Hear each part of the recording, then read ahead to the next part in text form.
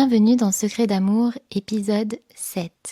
Je suis Harmonie et aujourd'hui on va plonger au cœur d'une question qui dérange, qui divise et qui révèle beaucoup plus de choses sur nous qu'on ne l'imagine. L'amour est-il devenu trop difficile ou sommes-nous devenus trop exigeants ? Dans cet épisode, on va traverser ensemble les 5 erreurs majeures qui sabotent nos débuts d'histoire, nos rencontres, nos liens naissants et parfois les seules chances qu'on avait de vivre quelque chose de vrai. Et surtout, pour que cet épisode ne soit pas seulement une prise de conscience, mais un vrai tournant dans ta vie amoureuse, je te proposerai pour chaque erreur un exercice concret, simple et puissant pour t'aider à la corriger et à ouvrir ton cœur autrement. Parce que comprendre, c'est bien, mais transformer, c'est mieux. Et surtout, c'est là que tout change. On dit souvent que l'amour est devenu compliqué, qu'il est rare, qu'il se mérite, qu'il perd sa magie. Mais peut-être que ce n'est pas l'amour qui a changé. Peut-être que c'est nous, tout simplement. Parce que l'amour existe partout, sauf là où nos défenses l'empêchent d'entrer. À présent, je vais vous mettre dans une situation qui va vous sembler familière parce que je l'entends souvent en coaching. Tu rencontres quelqu'un, cette personne te plaît, tu sens quelque chose de rare, une douceur, une évidence. Ce n'est pas parfait, mais c'est possible. Et pourtant, sans même t'en rendre compte, une partie de toi commence à se protéger. Tu continues à parler à un ancien crush, tu gardes un plan B, juste au cas où, tu laisses une porte ouverte, tu disperses ton énergie. Et petit à petit, le lien perd son intensité. Pas parce qu'il n'y avait rien, mais parce que tu n'étais jamais complètement là. Et la vérité, c'est celle-ci. Personne ne peut créer un lien avec quelqu'un à moitié présent. Et dans cette société qui nous donne la fausse impression d'un choix infini, on ne perd pas les gens parce qu'ils ne sont pas les bons. On les perd parce qu'on n'a jamais vraiment essayé. Commençons par l'erreur numéro 1. Confondre exigence saine et peur déguisée. Aujourd'hui, beaucoup ne cherchent pas un partenaire. Ils cherchent une garantie émotionnelle, un risque zéro, une promesse qu'ils ne souffriront plus jamais. Alors ils créent des critères irréalistes, des listes parfaites, des exigences impossibles. On appelle ça élever ses standards. Mais très souvent, ce sont simplement des armures. Alors attention, car beaucoup de nos exigences ne protègent pas notre cœur. Elles l'enferment. Pour cette première erreur, je te propose un exercice que j'appelle le tri de la vérité. Trace de colonne et remplis-les sans filtre. Tu verras exactement ce qui empêche un lien d'exister dans ta vie. Dans la première colonne, tu vas noter tes exigences essentielles. Voici quelques exemples. Tu peux écrire « Je veux quelqu'un de cohérent entre ses actes et ses paroles » ou bien « Je veux quelqu'un qui me parle avec respect » ou encore « Je veux quelqu'un qui communique quand quelque chose ne va pas ». Dans la seconde colonne, tu notes tes exigences dictées par la peur. Exemple, je veux qu'il soit toujours disponible pour ne jamais me sentir seule. Ou encore, je veux quelqu'un de parfait pour être sûr de ne pas souffrir. Pour être plus clair, la colonne A te construit, la colonne B te protège, mais elle te protège au point d'empêcher d'aimer. L'erreur numéro 2. Être anesthésié par le rythme moderne. On veut tout de suite, le frisson instantané, la réponse immédiate, la preuve rapide, la sensation forte. Mais l'amour réel n'existe pas dans l'urgence.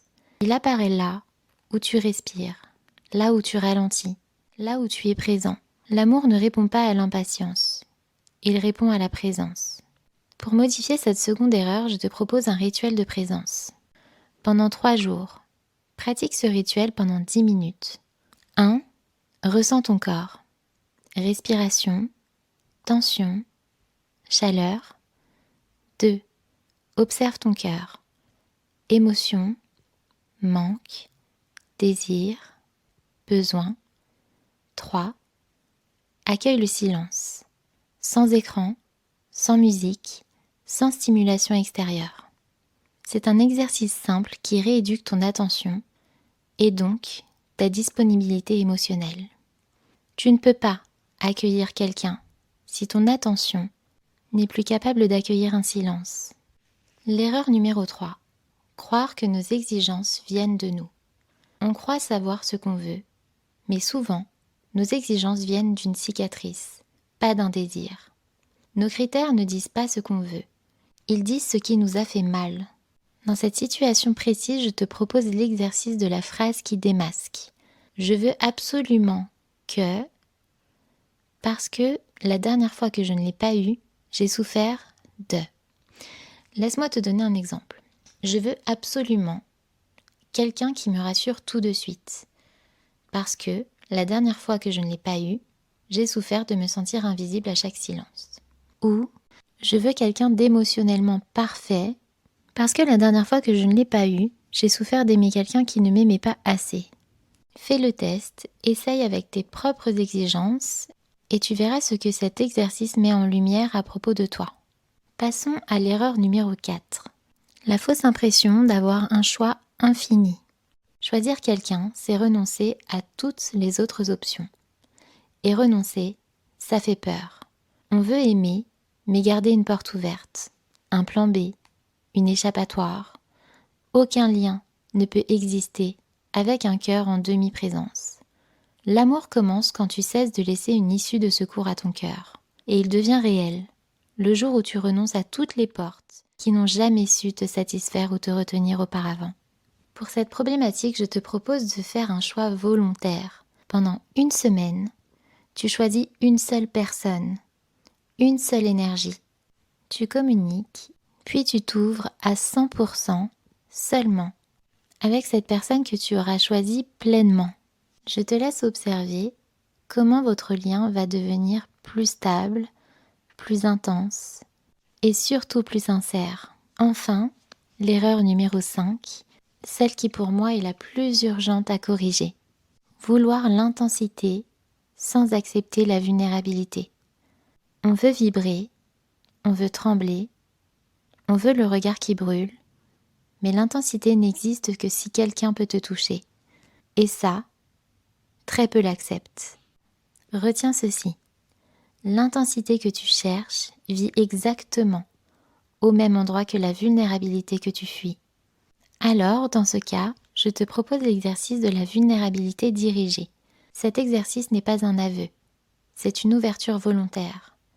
Choisis une personne avec qui il pourrait se passer quelque chose et envoie-lui l'une de ces phrases. Option 1.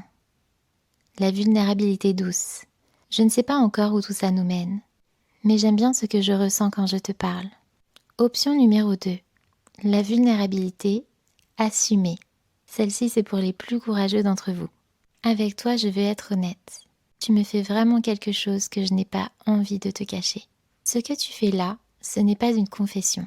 C'est une permission que tu donnes à l'autre de te sentir vraiment. Juste toi. Et ce que tu ressens. En conclusion, voici la vérité que personne n'ose te dire. L'amour n'a jamais disparu. Il n'a jamais cessé d'exister. Il n'a jamais cessé d'être possible. C'est nous qui avons appris à nous fermer, à nous disperser, à nous protéger de ce qui pourrait nous toucher. L'amour demande une seule chose, une ouverture, la tienne. L'amour ne force jamais une porte. Il se glisse là où tu oses laisser tomber l'armure. Si cet épisode t'a touché, si une phrase a résonné, si quelque chose en toi s'est réveillé, alors soutiens cette exploration du cœur. Like, abonne-toi et partage ce podcast à quelqu'un qui en a besoin. Pour aller plus loin, si tu veux comprendre ton cœur, tes schémas, tes émotions, si tu veux avancer avec clarté et puissance, prends rendez-vous avec moi, le lien est juste en dessous. On se retrouve dans le prochain épisode de Secrets d'amour pour continuer à décoder ensemble ce langage secret qui relie deux êtres bien avant que leurs lèvres ne s'effleurent. Comme d'habitude, je t'embrasse et on se retrouve la semaine prochaine.